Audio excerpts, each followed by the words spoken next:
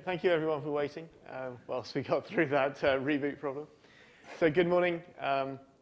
Today Joshua and I are going to tell you a little bit about how we used Angular and Fabric8 to build OpenShift IO. So both of us have been working on OpenShift IO for the last few months, and in particular the two of us have primarily been involved in some of the front-end technologies where we used Angular, and we kind of wanted to share with you some of the challenges that we had, some of the things that we thought were great about Angular and why we chose Angular and its sort of ecosystem to solve these problems, and some of the sort of things that we're still not sure about, and maybe that's a good point to get some feedback as well from everybody else who's here and see if people have solved these problems in other ways. So I think how we're going to do this is I'm going to sort of talk for 5-10 minutes just to give you a quick overview of the specific set of challenges that we had, and then Joshua is going to walk us through some of the technology and kind of how that specifically helped address those technologies. So I'm Pete Muir. I'm the technical lead for OpenShift IO and for developer tools at Red Hat.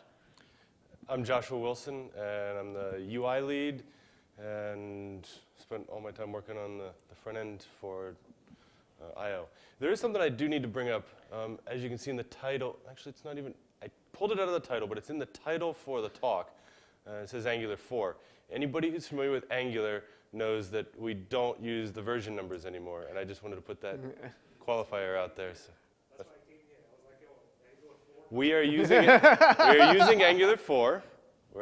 It's actually in IO. That's the code we're using. But this talk is not specifically about Angular 4, though it's using Angular 4. So get that out of the way. Go ahead. Okay, next slide, please. So I think the first thing I wanted to say was we have a kind of quite a globally distributed team. We operate between India, I think, as well. We have one guy in Australia, but he's a bit of an outlier. So we really operate kind of between India and here, the east coast of the US. So we're operating over 11, 12 time zones. We have a lot of people who work remote.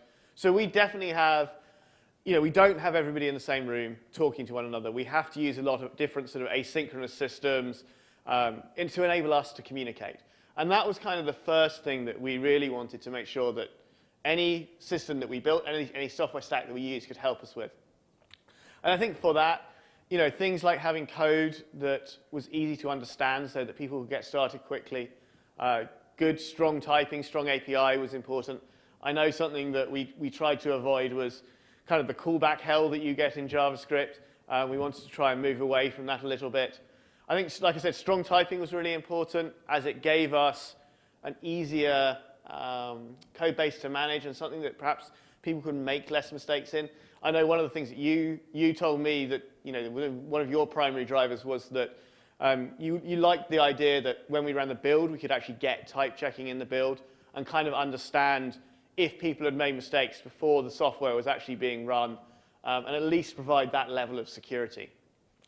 And then because we've got quite a big team, and people in a lot of different time zones who aren't necessarily awake at the same time, encapsulation was pretty important for us. The ability to create small components that had a strong API that we could reuse, and we could, people could use and get to grips with without having to wait 12 hours for the person who'd written some stuff the previous day to wake up and explain what was going on, that they could just sit down, use the updated version and get started with it. So that was kind of, I think the global aspect to it, the big distributed team was a big driver for us in choosing some of these technologies. We kind of had a mix of skills and abilities on the team. So OpenShift IO is a big mix of disparate systems. Parts of it use the Kubernetes and OpenShift APIs. Parts of it use APIs we've built ourselves. Parts of it use Jenkins. Parts of it use our analytics APIs. We've written parts of it in Java, parts of it in Go, parts of it in Frontend in Typescript and JavaScript. There are scripts written in Python. So we have a lot of different technologies and languages in there. And as a result, we have a lot of different skill sets on the team. But we wanted to make sure that someone who was working on a back-end service like the SSO service could also at least understand the UI code and could understand the full stack, because otherwise you get bugs being introduced, right? Someone changes something in a piece of back-end code, they file an issue to update the UI code and it gets lost and nothing happens. So having something that was easy for the team to understand and get to grips with, and I think this goes back to maybe that self-describing point was really important. The other thing is the skill level that's different between people just joining the team. It was really important that onboarding people be able to come up to speed really quickly. Yep. It also helps when you make it community-driven. Yep. So as you can imagine, this is a big system. I think we run something. How many pods do we have running, Carl? Over 40 with 250. Running containers. Yeah. So this is a big system. There's a lot of different pieces. There's a lot of different languages. A lot of different APIs involved. So we needed something that was going to allow us to create a maintainable code base, right? I mean, creating a single JavaScript application written with jQuery, I think that would have gotten out of control very, very fast and run away with us. So we wanted something that allowed us to create isolated modules that didn't interact with one another and allowed the different people who were working in the team to make changes and not worry too much that the change they made here was going to break something in another part of the system. If you're working on, let's say, the builds or the you want to be able to make a change to your styles and not worry that that's going to break an analytic report over here, because you're probably not looking at that. So that good, strong modularity was very important. So we wanted to build an app that was responsive. We wanted to build an app that was quick to use. And single-page applications are obviously the standard in that. But again, to build an app of this complexity, building a sort of traditional single-page, I've built single-page applications before. I've built them in jQuery. To be honest, we would have, I don't know how many megabytes of JavaScript we have for the whole system, but it's multiple megabytes of JavaScript we have for the whole system. If we'd had to download all of that into the browser when we first loaded the app, we would not have had a good user experience. So the ability to have a system that allowed us to create a single-page application that was responsive, but at the same time allowed us to break the code base up and structure it, was really, really important. And traditional benefits of SPAs, right? We didn't want the request response cycle going through all the time. We wanted a snappy UI. We wanted the UI to be bookmarkable. We wanted to have good URLs. If you think of what we've built here, if you think of something like GitHub, URLs are very important because they describe where you are in the system. And we wanted to have a lot of control over our URLs as a result because they describe where you are in the system. So, the next one, right? We needed performance out of this. Right now, this is small scale. We want to grow this to a really large scale. We want to bring on a lot of people. So we needed something that could perform really well, that wasn't going to be a drag on our back-end systems, and wasn't going to cause a lot of lag and cause a lot of delay as we scale the system. Additionally, the target is to have it run on lower speed networks too. Yes. So. Yep. Now, you're probably thinking, this is great, but and I think this has been one of our open challenges is how do we test this? We strongly believe in testing, right? We're building a development environment which we plan to bring really strong testing features to. And so I remember very early on, myself saying that we shouldn't do anything unless it's really, really testable. I think we've broken that rule over the months. But testing, understanding how to test this stuff, at least having some idea of how to test this was really important. That idea of getting this to work for everyone, and not just on your laptop. And I think this is probably one of our outstanding challenges with Angular is, we've got some great systems in place through Fabric8 to allow human testing and human approval of steps and understand how the pieces fit together. And I think that helps quite a bit because it controls the flow of code through the system.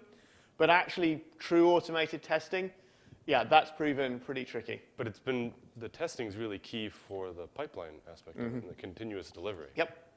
So, and if all else fails, test in production. And then the final one is, okay, so you saw us present the initial set of functionality we wanted to show today, right? But I think the success of any development platform, if you look at Eclipse or VS Code or any of the successful development platforms out there, it depends on their extensibility, how extensible they are. So when we were building the UI, we were very aware that we needed to be able to build something that would allow us to build a very extensible system even if we didn't build that today, at least be able to have that option in the future, or have that there for us in the future. So at this point, I'm going to hand over to Joshua. He's going to talk a little bit about the software stack, and then take you through some of the kind of key technical points that we thought were, key code points that we thought were really important in each of those areas. All right. So you might recognize some of these icons. But so we started with Angular and it was Angular 2 even when it was before it had been released, and working through that and leveraging Typescript and RxJS. The reason that we chose these technologies had a lot to do with what Pete was saying. We wanted something that was a framework that new users could come in and start to use. You say, okay, go look at the tutorial, the docs for Angular. They're really solid. Run through this tutorial, then ask me questions. And it's amazing how many questions somebody's starting the first day, like, well, how do you do this and how do you do that? And like, go through the docs, just run through the tutorial, build it, and then come back and ask me those questions. And all of them are like, okay, I get it now, because the Angular stuff is really solid. That was one of the reasons why we chose that. And then with TypeScript, providing the type checking, as Pete had said, provides a lot of structure that helps us release solid code. We're using Webpack to go through and bundle it all and wrap it up. That's the icon in the middle there. And then one of the systems that we've had access to for a while in Red Hat, it's open source upstream, is Fabric8. And we're using that for our continuous delivery and continuous integration. All right, so getting into Angular, for anybody who hasn't used Angular before, the idea of the component is very key to Angular, so that I can say, hey, Pete, can you go build me a login client? And he can go focus on building the components that are necessary for that, and then he can ask me to build something else, and so we can build these components independently. Anybody who's not familiar with writing JavaScript, essentially JavaScript is just one long file, and everything has to fit into there. And the way Angular broke this up into components allows you to modularize all of your work. And so you can see basic structure here. You have the selector that then gets put in as a new tag in your HTML, and it's got a call out to the HTML and the style sheets, and those are just references. So we can break this up into bits, and even the styles in the HTML are encapsulated into that component. That's code from the upstream of OpenShift IO. Most of the code we're showing here is, this is the actual structure. We're going to get into what the lazy is in just a minute, but this is the layout for the components at the high level, and you can see them walking down a little bit. That comes out of a plugin that you can put into Chrome. All right, so under the app module, you can see that for dependency injection, which is really key for keeping your structure intact. Well, so dependency injection, sorry, I have a long He's history. got much more background. I've written dependency injection frameworks for about 10 years of my life, so I know this inside out. But dependency injection gives you really good loose coupling between your components, right? And it also allows you to switch in and out implementations for specific APIs very easily. And this was very, very important for us in this because, you know, I talked a little bit about the extensibility, but if you're thinking about extensibility, you're probably going to need to develop your extension, whatever it is. So for us, one of the extensions was the analytical report.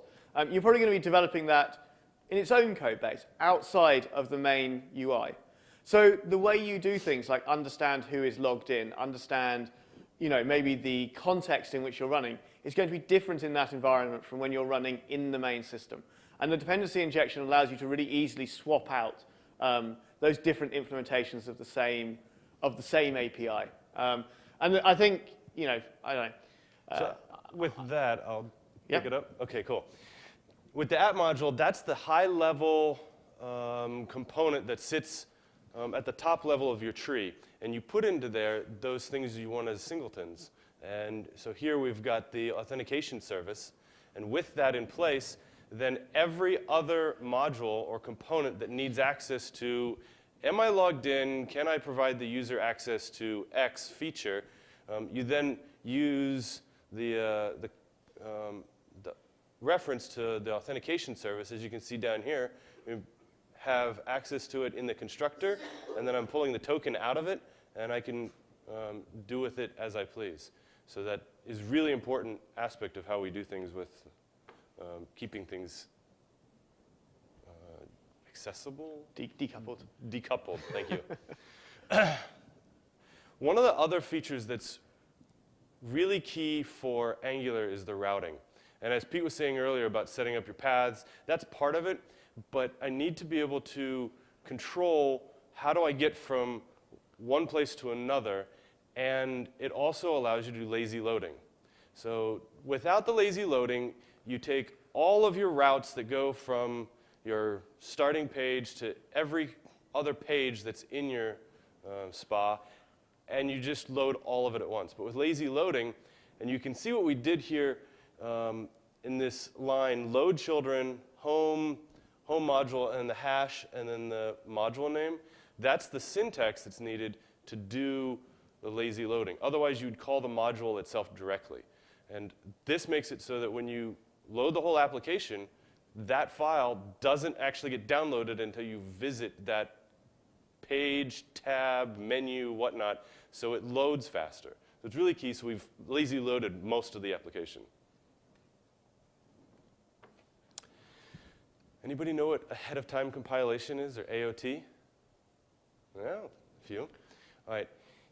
When you run Angular without doing anything to it, you're doing just-in-time compilation. So you take your source code, and then you put it into the browser, and then it's going to run it, and it's going to generate the code, and then it sets the whole thing up, and you can run that.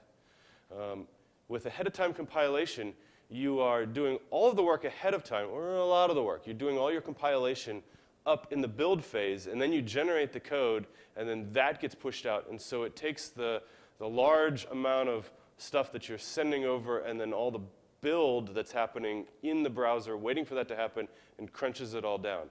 One of the benefits of Angular 4 in the cleanup they did is they cut the size in half when you do ahead-of-time compilation. So that's a real key benefit of wanting to move to Angular 4 for us. So Joshua, what sort of things are actually being compiled, right? Because this is JavaScript, so it's not a compiled language. So what is Angular doing in that compilation step? So it's going out and referencing all of the Angular components, the things that you build in, everything from Angular Core and Commons, and it's got a library for HTTP and how you reference that. And if you're using just-in-time, all of that has to be ripped apart, understood, and made into straight JavaScript for the browser to understand what all those libraries mean. And so with ahead-of-time compilation, it does all that behind the scenes, or in the build. Okay? If you guys have questions as we're going on, please let me know, and we'll go through it. Anybody use Webpack? A few of you. All right. So standard image for Webpack and how it's set up. What's confusing for a lot of people is they assume Webpack is some type of build system, but it's not. We don't use Webpack for building, we only use it for bundling. And it's a means of pulling together the like components into JS files that can be downloaded separately, distinctly. I'll get more into that in a second. But what you can see is it's not just JavaScript, though. You're pulling in your HTML and your styles, and everything goes into here and then comes out as these files. So it takes all of it and then sorts it and creates those files that get downloaded. And yeah. So what is the advantage of actually using Grunt for, packaging? The advantage of Grunt? The Webpack versus Grunt. Because we also use, but we use Grunt for that. So in my mind, the big advantage is that one of the things you often want to do when you're building web applications is you want to do things like insert a hash of the file content into the file name, because then you can put a very long expiry on the file so that you don't have to deal with e-tags, last modified headers, etc. when you're trying to set up your caching in the browser.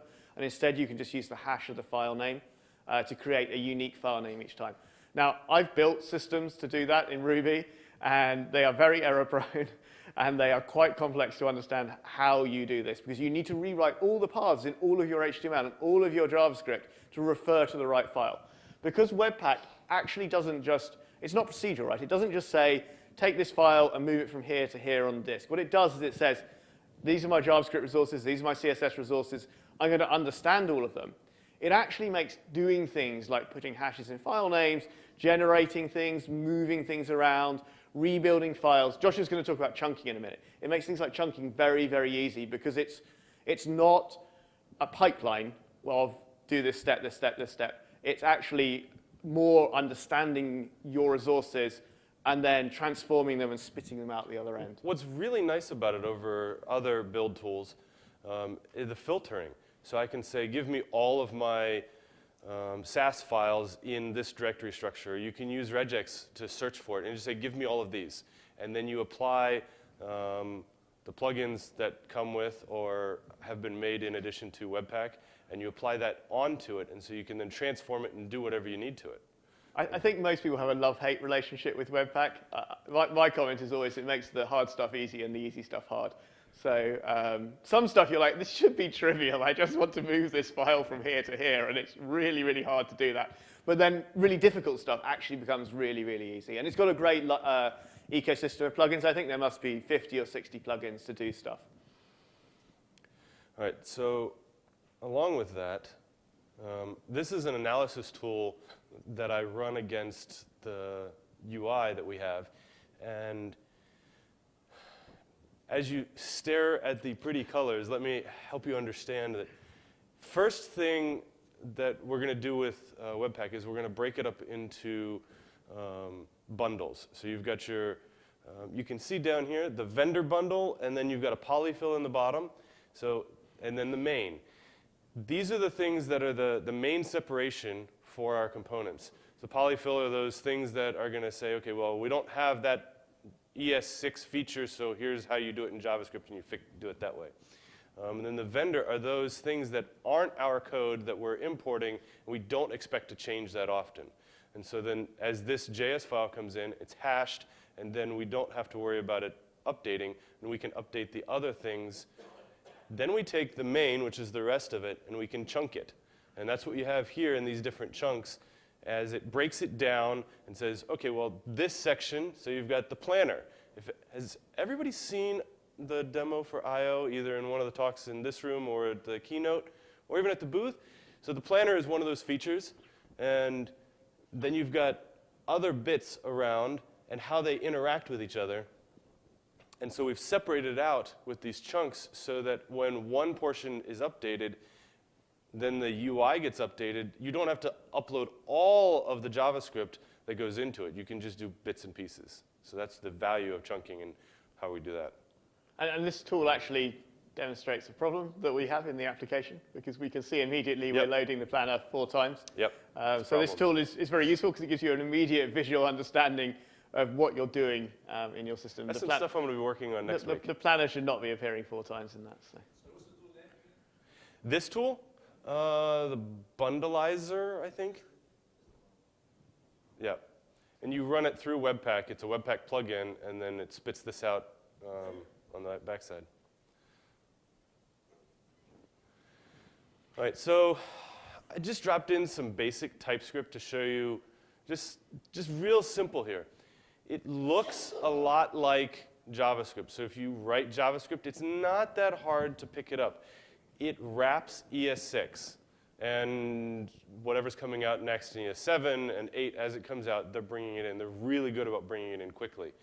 But if you've ever worked in Java or C#, it's easy to transition to it. So for any of our back-end developers that know Java, it's easy for them to go, yeah, I can go edit this. It kind of makes sense.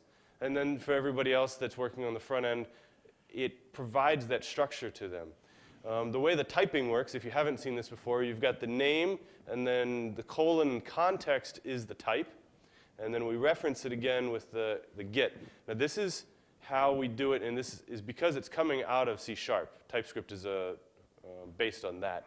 And so you made a private with a private variable with the underscore, and then you can use get to reference it. And then you're also setting the type on there that it should be returning context as well. Standard if statement, using JavaScript, the 3 equals. All this stuff's basic, but I just wanted to give you just an example of this. But the typing is really key for us because then you can catch things while you're building it, and so you don't start introducing weird errors when you're running it. Anything else? The one thing I love about TypeScript is that I can use types if I want to, and I don't.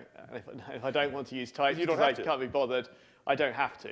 Yeah. So that's very, very useful because I can prototype quickly in JavaScript and just not bother about the types. But then once I work out, oh yeah, this code actually is going to work, then I can add some types in, and that for me is I really like TypeScript actually. I think it's my favorite language at the moment. So.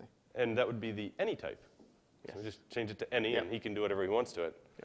Then I come back and say, can you please add some types in here? All right. I'm going to let Pete talk a little bit more about the RxJS for a minute. Okay. So we use RxJS pretty heavily. So for me, the reason I like RxJS is because I find that once I get my brain twisted around how you do reactive stream-based reactive programming, it's actually much easier to reason about because you don't have to worry about any kind of issues with caching, issues with what state your variables are in, issues with, have I refreshed that field or not? The stream, the data stream just takes care of that for you.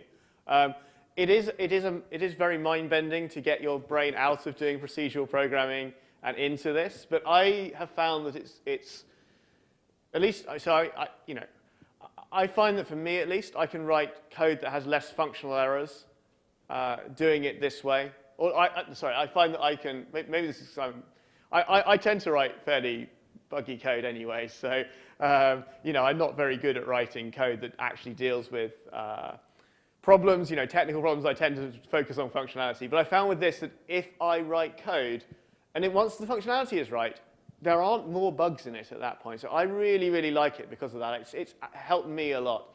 So I just wanted to give you a couple of the reasons I really like RxJS here. So the first one is subscription. So one of the great things about subscription is that you get a stream of events, and as long as the stream is active and sending events, you continue to get them. So this is a good example, right?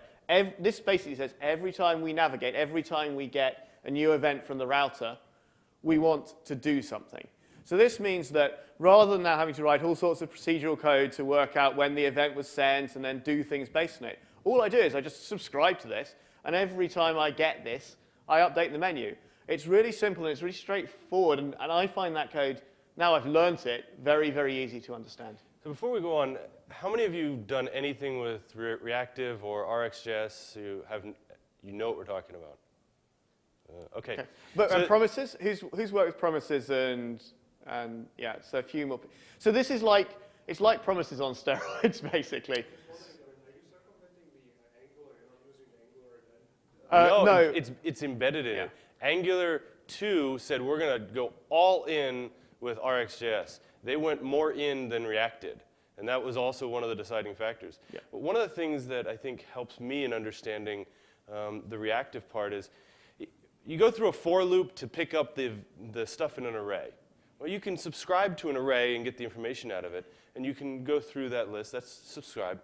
But there's also this idea of wanting things that are fresh and right now. And so if I want time, that's a continuous stream of information, and I don't want to have to go back and get the very first point in time to figure out where I am right now. And so you can subscribe to an observable that's emitting time, and you get right now, or whatever's happening right now. And so that's really where this is becoming beneficial. Yep. So should we go to the next slide? So I just wanted to, maybe show you one or two of the things that I think make RxJS very powerful. So if we just go to the first one. I'm going to try, see how this works. Maybe on the wrong screen. I think it's on your screen, not. Oh, okay. Let's drag that over here. Yeah. So zoom in a bit. So this is a good example of a simple RxJS operator. So what this does is it takes a set of objects, in this case name and age, and it applies the map function. So if you've used the newer functions in some of the more recent versions of JavaScript, you'll be used to the map operator from arrays and things like that. But all the map operator does is say, give me the input value, and for each input value, let me change and return something else. So in this case, I take the person object, and I return the person's name. So this is just transforming. This is a transformation operator. It transforms the data that's going from the stream from one value to another. And you can see, when you run it, rather than getting a list of the people objects, you get a list of their names. So the map operator is really one of the key, it kind of is the key transform operator in here. And it just allows you to change the value from one thing to another without leaving the data stream. Should we go to the next one? Yes, please, yeah. Sure. So the second, there's like 5 or 6 different classes of operator in RxJS. But the second one that you use most of the time is filters. And filters allow you to keep or remove elements from your data stream. So here we have a really simple filter. It's the same set of people, right? And this time what we're going to do is only send people through the stream who have an age greater than 30. So we've just removed a set of data from the stream. So if you think you're getting some data from the server side, or if you go back to my subscription to the navigation earlier, I did that with an if statement, but I could have done it with a filter where I just filtered out all the events except the navigation start or the navigation end or whatever type of event I wanted. It's very powerful, and most of the filtering operators really build on this base filter operator. You've got all sorts of convenience operators like give me the first element in the stream, give me the last element in the stream, give me the first 5, give me the ones that don't occur more frequently, only give me one every half a minute, I don't know, whatever it is, but there's lots and lots of different ones. So the third class of operator is always in my mind the one that I struggle with the most, and I have to continually go back to the docs on these, and these are combination operators. And combination operators allow you to take 2 streams and combine them into one. So this is very handy when you need to do things like, let's say you've got one REST API that's returning a list of users, and in there's a reference to the list of work items they have assigned to them. So you need to go and get, for each work item that they've got assigned to them, you need to go and get the details on the work item so you can display the title. And the combine operators allow you to do things like that. And I wanted to highlight this RX Marbles site because I find it really, really helpful, particularly in understanding these combination operators. So this combination operator, what it's doing is saying when the first stream emits and the second stream emits, then return a result. So with the latest from both. And Joshua, if you can drag around the A, so it comes before that one, you'll see that because the second stream is now emitted before the first one, we now get a result earlier. So you've got all sorts of different combination operators like this. You've got merges and concatenations and all sorts. But really more the point is here, these are very powerful because they allow you to combine these streams in different ways. I only want a new event emitted when I've got a new item on both stream. I want a new event emitted when I've got a new item on either stream. I only want a new event emitted when I've got an item on the first stream or the second stream. So you can do a lot of very different, quite clever things with this. And yeah, like I say, the RX Marbles is very helpful. Yeah, the visualization on that's awesome. So I guess maybe RxJS is very, very powerful. It's difficult to get your head around. It took me 2 or 3 weeks to really properly start to be able to really do stuff in it. But now I've learned it. It's incredibly powerful, and you can really program fast in it. And I find it very, very safe to write code in. So I would strongly recommend checking it out. Josh, I think we're kind of running out of time, so I'd recommend we move past this example. Okay, sure. And keep going. Let me go back to this one. Okay. And I'm very happy to talk about RxJS for hours on end. So. All right. This is the actual diagram that we have for the front end. And as crazy spaghetti as this looks, it'll take me just a second to explain it, but it's worth it because you get to see what we're doing. At the top, you see the main UI. That's the foundation for everything that we have. And under that, we've got 3 main components. Actually, not really components. They're modules. They're libraries that we have deployed to NPM. So all of this is on GitHub. All of this is on NPM. And so those all go up. And so we have the planner, we have the stack analysis, and we have the runtime console, which is our pipelines. And all that feeds up into the main UI. This allows the teams to work individually. And so we have one team working on each of these, and then they get combined and integrated at the top. But they have to share certain things. For instance, the login client. So you need to know if the user's logged in so you can grant them permissions or not. And so you have to have access to the information about that. But you don't set the login. You don't actually do the login at one of these components. You do it at the top. But the integration has to happen throughout the whole system. In order to get this to work, well, I'll get to that in a second. Go a little faster? Yeah. All right, so we're doing releases as we commit. So every commit that we make, every push that goes into the master branch gets pushed into NPM and releases using the syntax that we have, and it creates the next version in NPM. And then the system can pick that up and push it along. When we do this with Fabric8 in place, and we're using Fabric8 to generate this, we have this link that comes out into the pull request. So you create the pull request, and you say, I made this fix, it does this, and the pipeline runs through and it says, okay, everything built, I'm going to give you a link, and you can run this against the UI to see if it worked. And then this goes away when you're done, and you can commit it. So this has been very beneficial to the team, not having to try to build everything manually on their desktop in order to test their fix in the UI. So can you just go back to the Yeah. slides?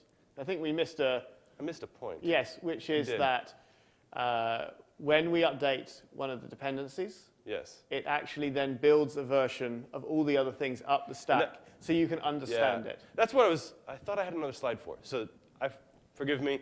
But so when we change something in base gets updated. It pushes a version of that update into everything. But when you update base, it goes into the login client. That forces login client to get updated.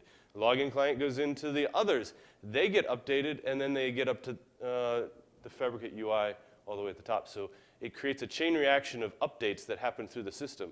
And we're using Fabric8 to automate that whole thing so that we don't have to sit there and wait for each build and do all the merges as it goes up through the chain. And the way we do that is when we do an update on one of the lower modules, it will build it, perform a release on it, Yep. And then it will open a pull request automatically on all of the things that depend on that. So then each of those Git repos has a pull request opened on it. Right now, and if they pass, it'll go through and build all the way up the chain. yeah. And right now we use Joshua as our merge bot because we haven't implemented enough tests. But where we would like to get to is actually have it so that if all the tests pass, we actually can just have the bot open a pull request, run the tests on that project, and if everything passes, merge it, close it and merge the pull request, and then repeat all the way up the chain. The reason we do it with pull requests is simply to provide a level of kind of history and understandability of what's going on. We're trying not to, kind of just magically update dependencies, because I don't know, at least for me, that's one of the most scary things that could ever happen is magically updating dependencies. So we really like the idea of opening pull requests because we get real traceability through the system and can understand what happened.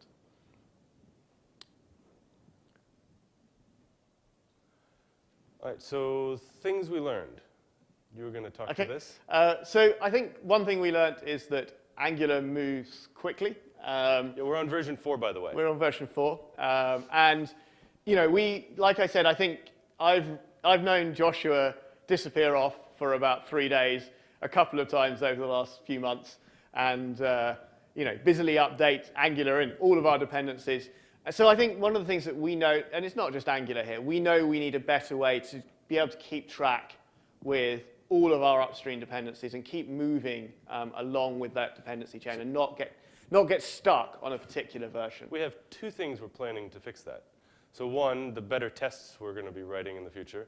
will help us make sure that we're not breaking things. And the second is using Fabric8 to actually store all the version numbers for everything we have. So we update the version in a master NPM depository and a dependency list. And then when we change that, it pushes through, just like the web that you saw before, the version to everything. And if all the tests pass, it works. So I think the next one is that RxJS basically makes stack traces completely unusable. There is no way to understand the stack trace it produces. You have to use console logging or debugging or something like that to understand what's going on. I think that's for me, a big gotcha with RxJS, particularly maybe for people who aren't so familiar with it and would like a stack trace. So, I think that's something that we need to do some research around to kind of understand that's how on my list. Better fix. Yep. So we definitely learned to integrate early, integrate often, and a lot of the automation that we added as time went by really helped with that. If we try and many of these components that Joshua showed, we update them 3, 4, 5, 6 times a day, something like that. And we learned that if we left them for 2 days, sometimes doing that update and integration got very painful. The more frequently we can update our components, the easier everyone's life is. So now we're doing updates on every pull request. Yep, exactly. Pull requests are good. They're a great way to track everything and understand what's going on, provide a consistent history for everyone to understand where the changes came from. So I think that traceability through your automation is really, really important. And then I think my final one is testing all of this is pretty damn hard. And again, that requires more work. I think that's a standard problem with UIs is, a lot of people still do a lot of manual testing around UIs. The frameworks So writing unit tests isn't that bad, but it's the end-to-end tests. And when you have a large system and you want to follow every possible path, how do you do that? It just becomes more difficult. So. Yep. So I think with that, we are slightly over time. So thank you very much for listening. I hope that was interesting for people here. I mean, that's kind of been our life for the last few months, and we kind of just wanted to share our journey and what we'd learned with you. So yeah, thank you very much, and we'd love to take any questions. So the question is, what's the difference between reactive versus event-driven? You want to take that? So I think event-driven programming is, and someone probably can correct me because I'm not sure I fully can define this, so if anyone else wants to chime in on this, it would be great. But I think the difference probably is event-driven programming is a more generic term for a style of programming, whereas reactive is a specific, a more specific version of it. Carl, do you? Yeah, Carl agrees. Okay, so that's good. So yeah, that's my understanding. Event-driven programming is a class of programming, whereas reactive is a specific. Well, so Reactive-X is actually a specific framework. So, right, so there's a reactive Java, reactive JavaScript, reactive C, reactive this, reactive that. And so reactive programming is a more specific type of event-driven programming. Yep. So Reactive has about 30 or 40 operators, so it can do many things around time, around, like map. I mean, so the map in that is not map as in a data map, but map as in a map reduce type function. You can do fork joins. You can do all those sorts of data manipulation operations. I think that the operators tend to be in the, so they have transformation operators, filtering operators, creation operators, a whole variety of utility operators, a whole variety of operators. So there's a lot in there. That's one of the very powerful things is a set of operators. Yes. So we currently are you want to take I just wanted to restate the question. So the question is, what automated test strategies are we using? Is that what your question was? Yeah. We do have some already. So we have the unit tests and we have the functional tests or end-to-end tests that we've already written as a part of the pipeline. And so when you run the build, it actually runs those. It's all built into it at once. And so then if the build, we say the build passes, it's not just the transpiling of code, but running of the tests. And if all the tests pass and we say it's green, okay, you can merge. Otherwise, it kicks back red and says you failed at this test or whatever, and you can see it in the log. And what are we using for unit tests? What framework are we using? Protractor? No, Protractor. We're using Protractor for the functional tests and Karma for the rest of the tests. Okay. We're also looking at stretching And when I say the testing needs more work, I think what I really mean is that the testing frameworks work fine. It's not a problem with the testing frameworks don't work brilliantly. We did, they kind of work. So we were using Phantom.js initially. That caused a lot of problems. We switched to a headless Firefox or a headless Chrome or something like that, and that worked a lot better. So we worked through all of the technical issues. But the challenge is actually that the end-to-end tests are hitting the UI, and of course, every time the UI changes, the test breaks. And what do you do in a UI? Most of the time, you change the UI. So it's more of a methodology and process problem rather than a technical challenge, if that makes sense. And I think it's just not well solved in the UI space, honestly. Either you don't change your UI and then you can test it just fine, or you change things a lot and then all the tests break. So, that I think is for us is a long-term R&D project to understand how we can start to maybe try and do something a bit better in that area. Any other questions? Yeah, so we use Vue.js and that worked. So kind of the question is, The question is, when should we move to RxJS? Yeah. So the first thing I was to say is, just to clarify, it is very confusing. There is a framework called React, which is a competitor to Angular, and then there is Reactive JavaScript or RxJS, and I got very confused between the two early on. So I would say the overhead of moving to, I think that what worked well for us, let me tell you what worked well for us in terms of adopting it. So what worked well for us was, I probably learned it in a couple of weeks or something like that. It's not a huge, if you've got someone who is good, they can learn it pretty quick. And what we did was we then sort of seeded a couple of people, 2 or 3 people in the team who really understood it, who people could go to with questions. The documentation for RxJS is superb. The official documentation is very good. It's a little dense in places, but it is very complete and very accurate. The other thing, we showed the JS bins. They are superb for learning RxJS because you can put trivial examples in and see how things happen. But I would definitely say that if you're going to, you can pretty easily switch from promises to RxJS. It's just a few syntax changes, and you can always convert from RxJS back into a promise at any point, or you can convert from promises to RxJS. There's operators for that. So you can use RxJS exactly like a promise, right? There's no reason you have to use the more complex features. That gives you a good, library of operators, and then over time you can start to bring in some of the more complex things like combinations as you start to see a need for them. But we definitely found there was a need for, a guru or whatever it is, between 10 people or whatever, to answer the difficult questions, because some of these are difficult and require, you rewriting the way your brain works a bit. So I guess the real question I'm asking is, like, the trivial examples are trivial to Yes. solve without, right? Yep. So what's a solid example of something that would be difficult Do you to have- solve without it? Okay, so in OpenShift IO in Fabric8, one of the things we have is a context menu on the left-hand side. The context menu allows you to switch between spaces or switch between users or whatever.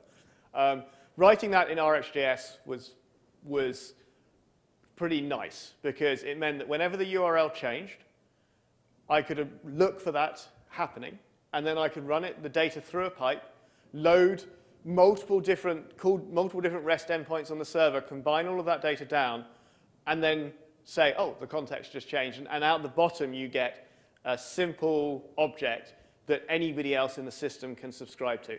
And not only, we didn't go into this in a huge amount of depth, but one of the things that this is great for is it actually allows you to say, one of the things you've got that's really powerful is that if you're using a promise, or if you're using many other systems, if you don't listen, if you don't have all your listeners to the events registered when the event gets called, those things never know that this thing updated. One of the great things, for example, in RxJS is you can actually say, whenever a new thing subscribes, just give me the last thing that was on the stream. So this was great because it really meant that with the contexts, observers, systems could come along in any order at any point and just say, what's the current context? Do that in a completely safe fashion and always get the last result. And it changed, a 200, 300 line file of if statements and for loops into a 200, 300 line file of RxJS, but in something that I am much more confident that there are no edge cases in there and it works because you just have the data coming through. I would recommend that if you can spare the time to go take a couple of days and read the docs and try experimenting with it, it's worth moving to now, regardless of how complex or simple your current application is. So another great example, right, is debouncing. Debouncing is, the operation when you have repeated events coming in and you only want to take the one when it hasn't changed for, 50 milliseconds or whatever, right? That is really quite hard to do with JavaScript. With RxJS, you just put a debounce operator in there and you're done. So again, it makes some of those really difficult problems to solve really pretty easy. And there's some, I agree, the examples and the docs, they always give examples like this, right, which are just trivial examples. But you need to try it out because in a real world situation, because there's a reason the examples are like this. If you use real examples, it's almost ununderstandable because you have to understand the example code and what the hell is going on. So, yeah. But it is worth it. It's definitely worth it, yeah. Good. Okay, thank you very much. Any more questions? I think we're kind of really out of time, but Thank you.